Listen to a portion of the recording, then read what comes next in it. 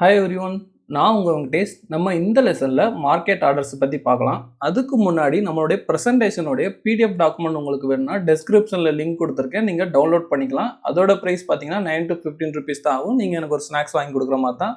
சரி, ஓகே, நம்ம லெசனுக்குள்ளே போகலாம். நம்ம மார்க்கெட் ஆர்டர்ஸை பற்றி தெரிஞ்சுக்கிறதுக்கு முன்னாடி இந்த ப்ராடக்ட் டைப்னா என்னன்றதை தெரிஞ்சுக்கலாம். நீங்கள் ஒரு ஷேரை பை பண்ணுறதுக்கு முன்னாடி பார்த்தீங்கன்னா இன்ட்ராடே எம்ஐஎஸ்ன்னு இருக்கும், லாங் டேர்ம் சிஎன்சின்னு இருக்கும். ஸோ இது ரெண்டுத்துக்கு என்ன மேஜர் டிஃப்ரெண்ட்றதை நம்ம ஃபஸ்ட்டு தெரிஞ்சுக்கலாம்.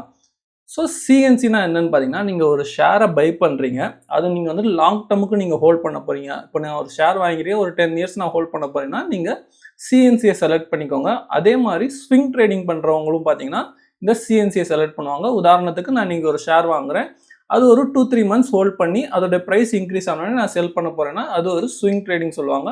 அவங்களும் பார்த்தீங்கன்னா இந்த சிஎன்சியில் தான் பை பண்ணுவாங்க. நீங்கள் ஒரு ஷேரை சிஎன்சியில் பை பண்ணுறப்போ நீங்கள் வந்து ஃபுல் அமௌண்ட்டும் நீங்கள் பே பண்ணணும். 100% ஆஃப் த அமௌண்ட்டும் நீங்கள் கொடுக்கணும். உதாரணத்துக்கு பார்த்தீங்கன்னா ஒரு ஷேர் வந்துட்டு 400 ட்ரேட் ஆகுதுன்னா 400 rupees உங்களுடைய டிமேட் அக்கௌண்ட்டில் இருந்தால் மட்டும்தான் உங்களால் வந்துட்டு அந்த ஆர்டரை வந்து எக்ஸிக்யூட் பண்ண முடியும். இந்த சிஎன்சியில் நீங்கள் ட்ரேட் பண்ணக்கூடிய ஷேர்ஸ் வந்து உங்களுடைய ஹோல்டிங் எப்போ வரும்னா அதோட செட்டில்மெண்ட் டேட் பார்த்தீங்கன்னா T+1 daysன்னு சொல்லுவாங்க. ட்ரேட் ப்ளஸ் 1 டே, அதாவது மண்டே வந்துட்டு நீங்கள் பை பண்ணியிருக்கீங்க, ஸோ அது ட்ரேட் டேட். தென் டியூஸ்டே வந்து +1 டே, தென் வெனஸ்டே வந்து பார்த்தீங்கன்னா உங்களுடைய அக்கௌண்ட்டில் ஹோல்டிங்கில் வந்து கிரெடிட் ஆயிரும். ஸோ சிஎன்சியில் நீங்கள் ஒரு ஷேரை பை பண்ணுறதுனால, நீங்கள் லாங் டேர்ம் ஹோல்ட் பண்ணுறதுனால உங்களுக்கு எந்த ஒரு ப்ரெஷருமே இருக்காது. இதில் ஒரு முக்கியமான விஷயத்த நீங்கள் நோட் பண்ணணும். சிஎன்சி கொடுத்துட்டு நீங்கள் வந்துட்டு ஒரு ஷேரை இன்னைக்கு காலைல பை பண்ணியிருக்கீங்க, தென் மார்க்கெட் க்ளோஸ் ஆகிறதுக்கு முன்னாடி அந்த ஷேரை செல் பண்ணிட்டீங்கன்னா அது இன்ட்ராடே கேட்டகரிக்கு போயிடும். ஸோ இன்ட்ராடேக்கு என்னென்ன சார்ஜஸ் அப்ளை ஆகுமோ அது வந்துட்டு உங்களுக்கு வந்து சிஎன்சிக்கு அப்ளை ஆயிரும். ஸோ அதனால் ஒரு ஷேர் நீங்கள் மார்னிங் பை பண்ணுறீங்கன்னா ஒரு 2-3 நாளுக்கு அப்புறம் அந்த ஷேரை செல் பண்ணுங்கள். ஸோ அன்றைக்கே வாங்கி அன்றைக்கே செல் பண்ணாதீங்க. இன்ட்ராடே சார்ஜஸ் எல்லாம் எவ்வளோ இருக்குன்னு பார்த்தீங்கன்னா, ஒரு ஷேரை பை பண்ணுறதுக்கு 20 rupees, செல் பண்ணுறதுக்கு 20 rupees, தென் அடிஷ்னலாக வந்து ஜிஎஸ்டி அண்ட் சார்ஜஸ் எல்லாம் சேர்த்து அது ஒரு 20 rupees ஆகும். ஸோ மொத்தம் 60 ரூபா கிட்ட உங்களுக்கு வந்து லாஸ் ஆகிறதுக்கு சான்சஸ் இருக்குது. ஸோ அதனால் ஒரு ஷேர் வாங்குறீங்கன்னா சிஎன்சியில் வாங்குங்க, ஒரு 2-3 daysக்கு அப்புறம் செல் பண்ணுங்கள். தென் எம்ஐஎஸ்னா என்னன்றதை பார்க்கலாம். எம்ஐஎஸ்னா margin intraday square off. Intraday trading பண்ணுறவங்க எல்லாரும் பார்த்தீங்கன்னா அந்த எம்ஐஎஸை தான் கிளிக் பண்ணுவாங்க. இன்ட்ராடே ட்ரேடிங்னா என்ன? நான் ஒரு ஸ்டாக்கை நான் இன்றைக்கி பை பண்ணுறேன், ஸோ அந்த மார்க்கெட் க்ளோஸ் ஆகிறதுக்கு முன்னாடி நான் அந்த ஷேரை வந்து செல் பண்ணுறேன்னா அது வந்துட்டு பார்த்திங்கன்னா இன்ட்ராடே ட்ரேடிங். இன்ட்ராடே ட்ரேடிங்கில் இன்னும் என்ன பெனிஃபிட் இருக்குதுன்னு பார்த்தீங்கன்னா, ஒரு ஸ்டாக் வந்து அப் ஆகுதுன்னா நான் பை பண்ணுவேன், தென் க்ரோ ஆனதுக்கப்புறம் அந்த ஷேரை வந்து நான் செல் பண்ணிடுவேன். ஸோ அதே மாதிரி உல்டாவாகவும் நீங்கள் பண்ணலாம். இதுவே ஒரு ஷேர் ப்ரைஸ் வந்து இன்றைக்கி ட்ராப் ஆக போகுது அப்படின்னு உங்களுக்கு தெரிஞ்சிருச்சுன்னு வச்சுக்கோங்க, நீங்கள் அந்த ஷேரை வந்துட்டு செல் பண்ணிடலாம். ஃபஸ்ட்டு நீங்கள் செல் பண்ணிடலாம், அதாவது ஒரு 400 நீங்கள் செல் பண்ணிவிட்டு அந்த ஷேர் ப்ரைஸ் ஒரு 380 அந்த மாதிரி வந்துட்டு இறங்க போகுதுன்னா நீங்கள் மார்க்கெட் க்ளோஸ் ஆகிறதுக்கு முன்னாடி வந்து பார்த்தீங்கன்னா 380 மறுபடியும் பை பண்ணிங்கன்னா 20 rupees ப்ராஃபிட். ஸோ இன்ட்ராடே ட்ரேடிங்கில் மட்டும்தான் உங்களால் வந்துட்டு ஒரு ஷேரை வந்துட்டு பை பண்ணி செல் பண்ண முடியும், தென் செல் பண்ணிவிட்டு கூட உங்களால் பை பண்ணவும் முடியும். ஸோ அதை தான் இன்ட்ராடே ட்ரேடிங் சொல்லுவாங்க. தென் இந்த இன்ட்ராடே ட்ரேடிங் வந்து பார்த்தீங்கன்னா என்ன பெனிஃபிட்ஸ் எல்லாம் இருக்குன்னு பார்த்தீங்கன்னா, ஃபர்ஸ்ட் வந்து லிவரேஜ் கொடுப்பாங்க. லிவரேஜ்னு பார்த்தீங்கன்னா 5x ஜெராதா மாதிரி பிளாட்ஃபார்ம்லாம் கொடுக்குறாங்க. அதாவது 5xனா உங்களுடைய டிமேட் அக்கௌண்ட்டில் 10,000 ரூபா இருந்தால் போதும் உங்களால் 50,000 ரூபா மதிப்புள்ள ஷேர்ஸை வந்துட்டு பை அண்ட் செல் பண்ண முடியும். ஸோ அதுக்கு பேர் தான் லிவரேஜ். அதாவது 10,000 ரூபா இருந்தால் போதும், பேலன்ஸ் 40,000 வந்து புரோக்கரே உங்களுக்கு மார்ஜின் மணியாக கொடுத்துருவாங்க. ஸோ நீங்கள் 50,000 ரூபா மதிப்புள்ள ஷேரை பை அண்ட் செல் பண்ண முடியும். தென் இன்ட்ராடே ட்ரேடிங்கில் ஒரு சின்ன டிஸ்அட்வான்டேஜ் என்னன்னு பார்த்தீங்கன்னா, நீங்கள் வந்துட்டு மார்னிங் ஒரு ஷேர் பை பண்ணிங்கன்னா அது மார்க்கெட் க்ளோஸ் ஆகிறதுக்குள்ளே நீங்கள் வந்து அதை வந்துட்டு ஸ்கொயர் ஆஃப் பண்ணிடணும். ஸ்கொயர் ஆஃப்னா நீங்கள் பை பண்ணியிருந்தால் அதை செல் பண்ணிடணும். இதுவே நீங்கள் செல் பண்ணியிருந்தீங்கன்னா பை பண்ணிடணும். நீங்கள் வந்துட்டு ப்ராஃபிட்டில் இருந்தாலும் சரி, லாஸில் இருந்தாலும் சரி, நீங்கள் வந்து உங்களுடைய பொசிஷனை வந்து ஸ்கொயர் ஆஃப் பண்ணிடணும். இல்லையா, உங்களுக்கு வந்துட்டு 3:25க்கு வந்து பார்த்தீங்கன்னா புரோக்கரே உங்களுடைய ஆர்டரை வந்துட்டு ஸ்கொயர் ஆஃப் பண்ணிடுவாங்க. அதுக்கு பார்த்தீங்கன்னா பெனால்ட்டியாக 50 rupees + ஜிஎஸ்டி வந்துட்டு உங்கள்கிட்ட இருந்து சார்ஜ் பண்ணுவாங்க.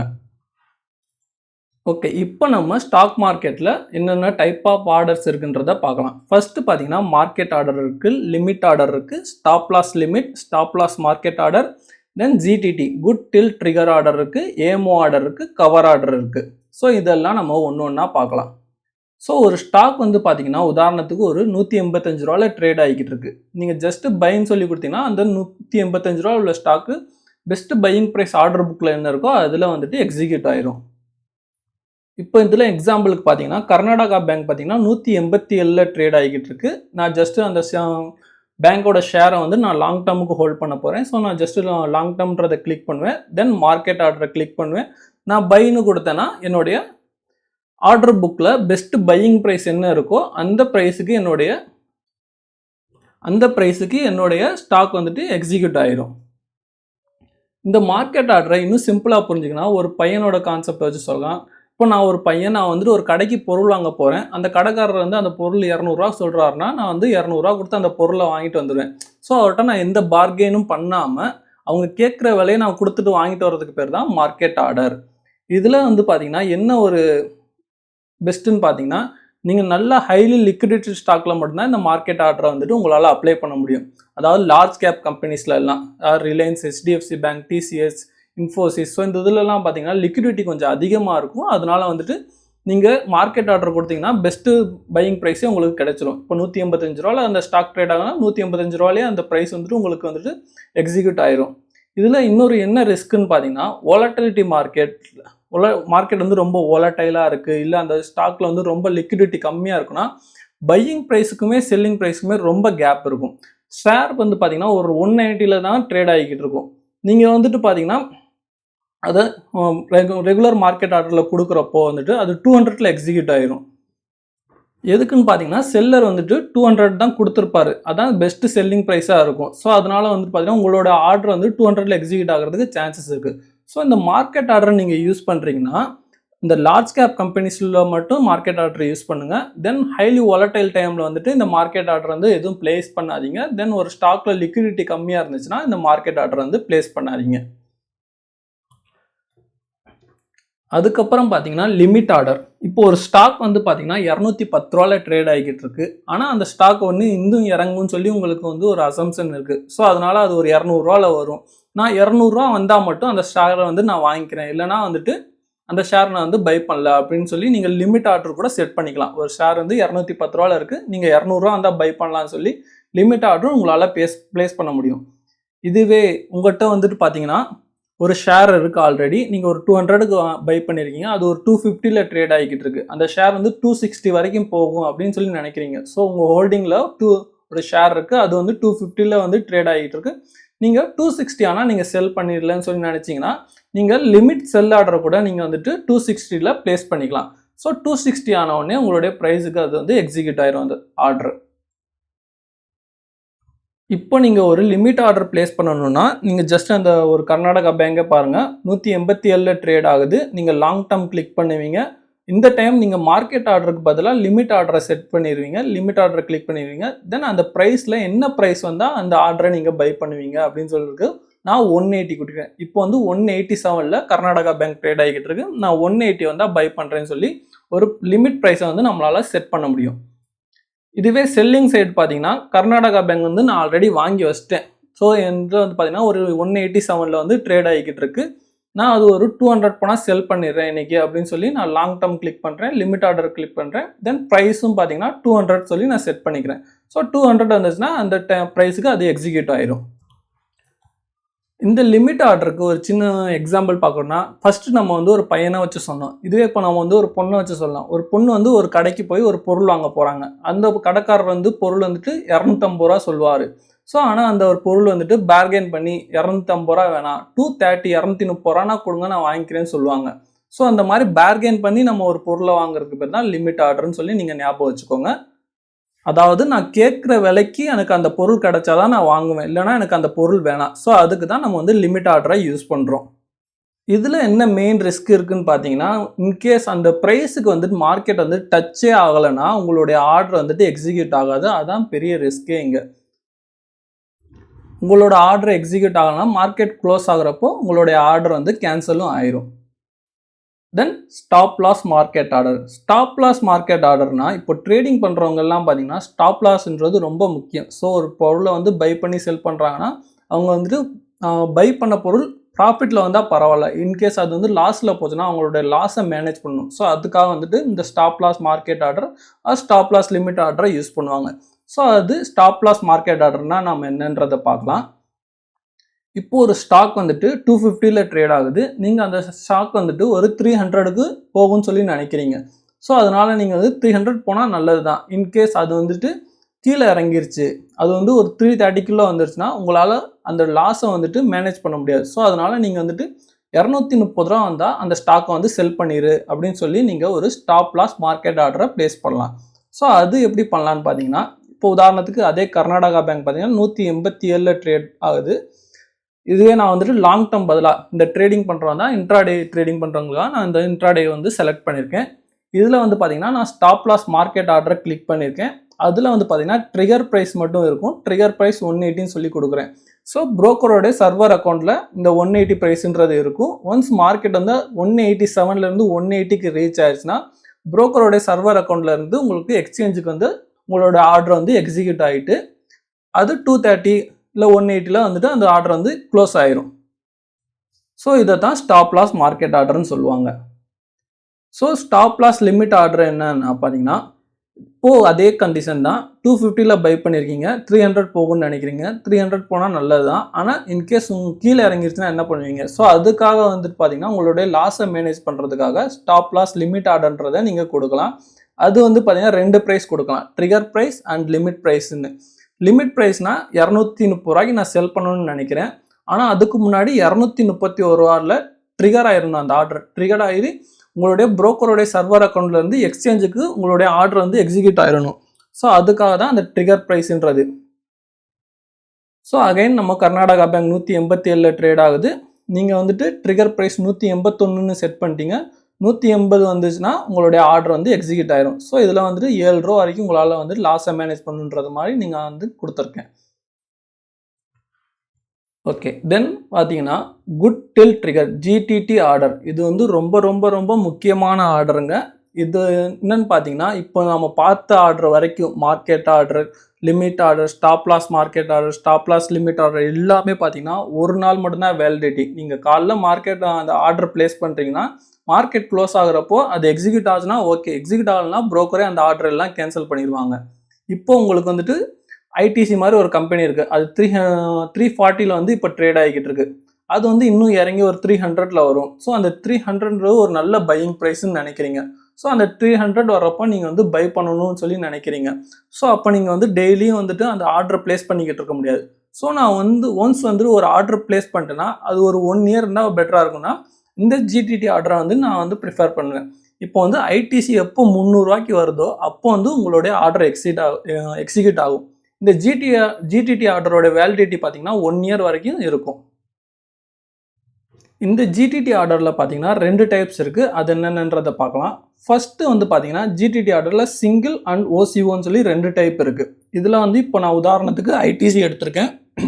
ஐடிசி பார்த்தீங்கன்னா 338 ட்ரேட் ஆகுது. ஐடிசி வந்து ஒரு 300 வரைக்கும் வரும்னு சொல்லி நான் நம்புகிறேன். ஸோ அதுக்காக நான் வந்துட்டு சிங்கிள் சொல்லி கொடுத்துட்டு ட்ரிகர் ப்ரைஸ் வந்துட்டு 301 கொடுக்குறேன். தென் லிமிட் ப்ரைஸ் வந்துட்டு 300 கொடுக்குறேன்.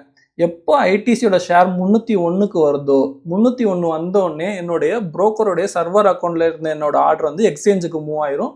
ஸோ என்னுடைய ஆர்டர் வந்து 300க்கு வந்து எக்ஸிக்யூட் ஆயிரும். ஸோ அதுதான் சிங்கிள்.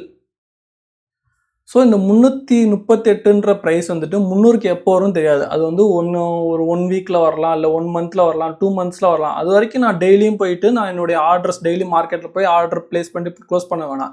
ஸோ ஒன்ஸ் நான் ஜிடிடி ஆர்டர் போட்டேன்னா அது வந்து 1 இயர் வரைக்கும் எனக்கு வேலிடிட்டியில் இருக்கும். ஸோ அதனால் நான் வந்து ஜிடிடி ஆர்டர் ரொம்ப யூஸ் பண்ணுவேன்.